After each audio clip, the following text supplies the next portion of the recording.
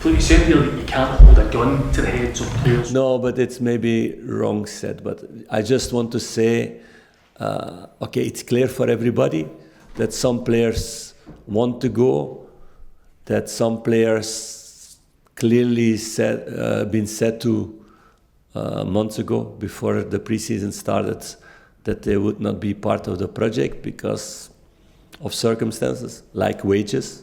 We need to lower the amount of wages. It was too expensive last season for the club, so that's also one part of the story.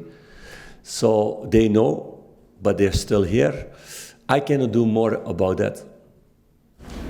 And given that, if you cannot find the solution that you want, does part of you have to consider the fact you won't be able to bring any new players in? We will see. Everybody's working 2 weeks really hard to do the right things. I don't have a crystal ball. I wish I had, but I don't have. Phil, you also spoke there about the positivity and the need to stay positive. There are some supporters planning to protest tomorrow before the game. Do you understand the frustrations and the anger of the supporters at the moment, the running of the club, the results, the performances? Perhaps they don't see it as being where they hoped it would be at this stage. And is that a distraction to you and your players at this stage? I think these things happen much more than 10, 20 years ago. There's a shift in that all over Europe in that way. I think the first thing that fans don't want is to come in the same situation as 12 years ago. They don't want that. So they need to understand that the club tries to do all the good things to stay healthy and get results.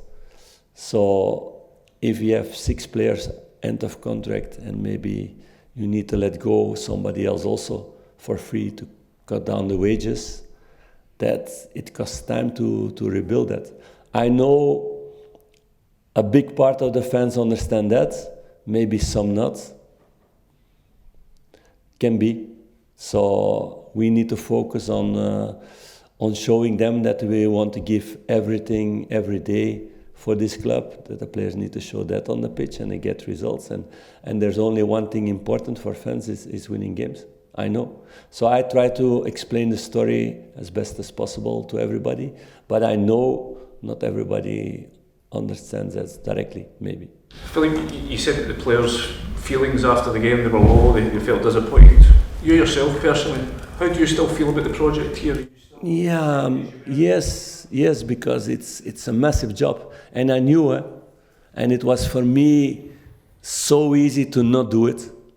But maybe that's my, I don't know if it's a word in English, my masochist side. No, I love this club, really. And I only had one time that feeling with the club, and I was in Bruges where I was 16 years because it was my second family. I feel after 7 months like really part of this club. I could not leave this project now. That was impossible, although there were chances for that. No, but I know we need time to build things, and I cannot say how fast things will go. But I can say that everybody's working really hard, and I'm really confident of the future of this club, because now decisions are made to keep this club healthy, first. Secondly, to think short term, yes, where possible, but thinking also about long term, and this is what this club needed. Do I love to be in a club where my heart is and they can spend cash all over and I can get experienced players and to have a squad where every position is double or triple? And yeah, of course, I would love that. But I knew before it would not be the case. But I don't run away of it. No, I see it as maybe the biggest challenge there is, and I love a challenge. And I'm very, very confident in the way that everybody's working here together now and communicating together that we will reach our goals. Will it be the next month or in 3 months or in 6 months? That's more difficult to predict.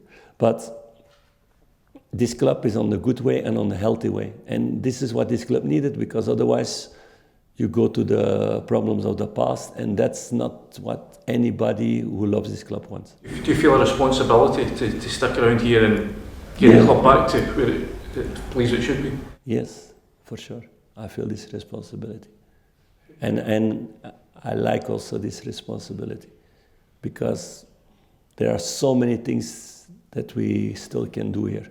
But we need to be inventive to do it with less money than your great opponent in the league.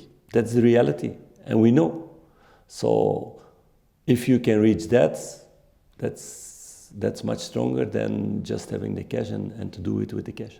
How difficult is it to strike that balance between long-term stability for the club, but that demand and that need to win tomorrow, to win this season?